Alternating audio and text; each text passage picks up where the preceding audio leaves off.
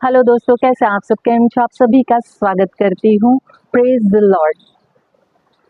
चलिए शुरू करते हैं हमारी आत्मिक जर्नी सकारात्मक बातों के साथ। आज हम बात करेंगे चिल्ड्रन ऑफ गॉड, परमेश्वर की संतान, परमेश्वर के बच्चे। हम हैं, आप है, मैं हूँ। अगर हम अंगीकार करते हैं, हम मानते हैं तो वचन हमें बताता है, रोमियो अध्याय 8 का वचन 14 से 17, इसीलिए कि जितने लोग परमेश्वर की आत्मा के चलाए चलते हैं वे ही परमेश्वर के पुत्र हैं, क्योंकि तुमको दासत्व की आत्मा नहीं मिली कि फिर भयभीत हो, परंतु ले पालकपन की आत्मा मिली है, जिससे हम हे अब्बा, हे पिता कहकर पुकारते हैं। आत्मा आप ही हमारी आत्मा के साथ गवाही देता है कि हम परमेश्वर की संतान हैं, और यदि संतान है तो वारिस भी, वरन परमेश्वर के वारिस और मसीह की संगी वारिस हैं, जबकि हम उसके साथ दुख उठाएं, उसके साथ में महिमा भी पाएं। आमीन, हालेलुया। परमेश्वर हमारे साथ है ना, मजबूत रिश्ता चाहता है, एक स्ट्रॉन्ग रिलेशन चाहता है। वो ये नहीं चाहता कि आज जुड़े कल छूटे वाला, वो मतलब ध्यान नहीं दे रहे, बदल गए, नहीं। वो मजबूत, एकदम मजबूत रिश्ता बनाना चाहता है, वो स्ट्रॉन्ग रहना चाहता है। जैसे वचन कहता है ले पालकपन, ले पालकपन मतलब अर्थ, परमेश्वर हमें गोद लिए हुए, गोद लेने के द्वारा हमारा बच्चा, अपना बच्चा बनाना चाहता है। हम परमेश्वर के परिवार का हिस्सा बन जाते हैं। जब हम एक परिवार होते हैं तो सुख दुख के हिस्सेदार हो जाते हैं ना। तो मसीह के साथ हम कहते हैं ना, उसके उत्तराधिकारी के रूप में हम उसके साथ दुख उठाते हैं, ताकि हम उसके साथ महिमा भी पाएं। हम देखिए हमारे घर परिवार में भी देखिए, अगर कोई हमारे घर का सदस्य दुखी है, परेशान है, रोता है, तो हम भी दुखी होते, परेशान होते, रोते, हम उसे तकलीफ होती है, हमें भी तकलीफ होती है।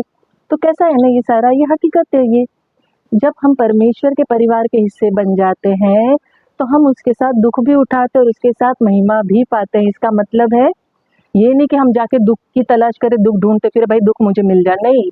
हमें हमारे जीवन में जो उद्देश्य दिया है परमेश्वर ने, जो हमें मकसद से बनाया है, भेजा है, दुख में भागीदारी का अर्थ है कि हम पवित्र आत्मा की अगुवाई के द्वारा चले, उसमें रुकावट ना लाए। जैसे बहुत सारे लोग कहते हैं ना, उनको अंतरात्मा बोलती है, पवित्र आत्मा रोकती है, लेकिन वही करेंगे जो उनकी अभिलाषा, उनको टेम्प्ट जो होता है ना, उसी में घुसेंगे, पवित्र आत्मा को लीड नहीं करने देते, उसको कैद करके रखते हैं।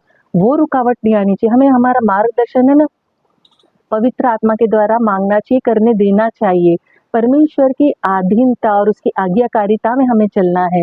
जो संसार की अभिलाषाओं में फंसे हैं ना, वो मसीह के इस प्रेम को नहीं समझ पाएंगे, क्योंकि उनको संसार अच्छा लगता है।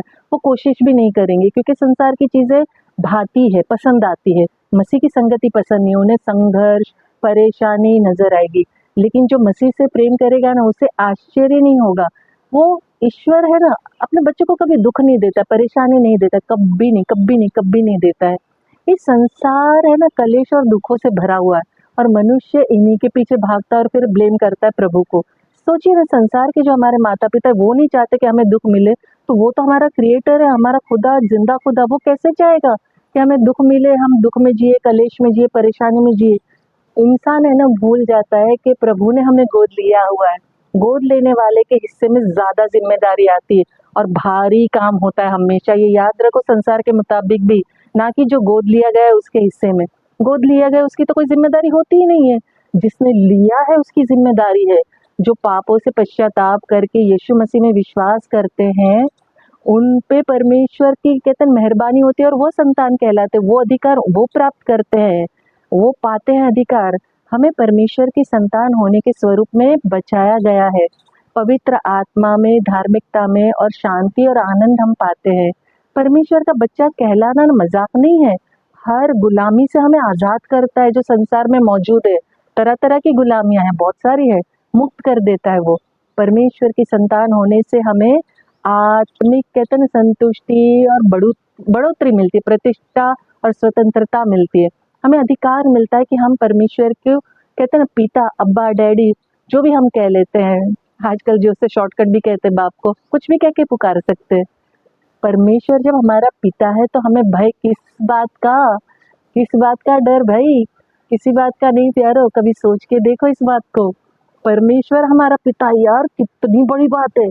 उफ तौबा, मतलब सोचो, आँख बंद करके महसूस करके देखो, सोचो हम एक ही कमरे में हैं, एक ही जगह पर बैठे हैं, जो भी जगह आपकी मनपसंद हो, जो भी आप इमेजिन कर सकते हो करके देखो, आपको मज़ा आएगा। वो सोचो आँख बंद करके, कोई शहर हो, जगह हो, बिल्डिंग हो, गार्डन हो, बीच हो, कुछ भी जो भी आपका मनपसंद हो, प्रभु आपके बाजू में आके बैठ जाए और वो आपसे आके दिल का आपका हाल पूछे, आपके जीवन के बारे में पूछे, आपके दुःख के बारे में, आपकी परेशानी के बारे में, जैसे संसार के पिता पूछते हैं, वैसे प्रभु हमारे साथ बैठ के हमसे बातें करे। आपकी तरफ उसका कंसर्न हो, ध्यान हो, परेशानी, डर, जो कुछ भी आप जूझ रहे हो, बॉदर कर रहा है आपको, जो भी आपके अंदर प्रॉब्लम्स है, वो सब ले ले। आप अपना हृदय खोल के उसके सामने रख दो और वो अपनी प्यारी सी मुस्कुराहट के साथ आपको देखे, बिना किसी जजमेंट के, बिना किसी सवाल जवाब के, उसकी आंखों में सिर्फ प्यार ही प्यार हो।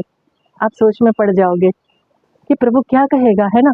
मुझे तो यही फील होगा कि वो क्या कहे, लेकिन प्रभु अपनी बाहों में आपको ले लेगा और कहेगा डोंट वरी माय चाइल्ड, मत डर, मैं हूँ तेरे साथ। वो आपसे कितना प्यार करता है, वो कहेगा, मुझसे कहेगा, वो वचनों के द्वारा उसने कहा हुआ है, अपना सारा बोझ मुझे दे दो, आपको सिर्फ भरोसा करने की ज़रूरत है, मुझे सिर्फ भरोसा करने की ज़रूरत है। फिर वो आपसे बात कर ले, तब जब वो चला जाए, आपको कैसा हल्का फील होगा ना, है ना। मुझे तो बहुत बहुत बहुत बहुत खुशी होती है सोचकर, बहुत हल्का फील होता है जब मैं बातें करती हूँ और शांति और आनंद से भर जाते हैं। आपको एक श्योरिटी मिल जाती है कि पिता परमेश्वर आपसे बेहद, हद से ज़्यादा अगापे प्रेम करता है। वो हमेशा आपके लिए उपस्थित है, मौजूद है। जब भी आप उससे बात करना चाहो, जब भी वो आप उसे ढूँढ ना पाओ, वो अवेलेबल है, वो मौजूद है। वो एक प्यारे लविंग पेरेंट्स की तरह हमें हर वक़्त देखता रहता है। ये विश्वास रखना हमें ज़रूरी है। विश्वास है तो सब कुछ संभव है, विश्वास नहीं तो कुछ भी नहीं। वो हमारे हर सवाल का जवाब देता है, क्योंकि जीवन में आपकी जो भी दुविधा, जो भी सवाल है, वो सारे सवालों के जवाब है ना बाइबल में मौजूद है। आपको पढ़ना चाहिए, मैं बारंबार कहती हूँ आप बाइबल पढ़िए, आपको जीवन जीना समझ में आ जाएगा, आपके जीवन में शांति और प्रेम भर जाएगा और वो हमारी मदद करता है और सबसे बड़ी बात, हमारी रखवाली करता है। कितनी प्यारी बात है, कितनी प्यारी बात है।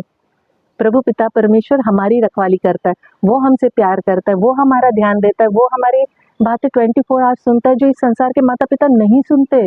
अपने काम में चलते या अपने बोझ के तले या अपने नेचर वाइज ही संसार की अभिलाषाओं में फंस कर आपको वो पूरा ध्यान, पूरा वक्त, पूरा प्यार नहीं दे पाते हैं, लेकिन हमारा प्रभु 24 घंटे हमारे लिए अवेलेबल है। तो कितनी बड़ी बात है कि नहीं।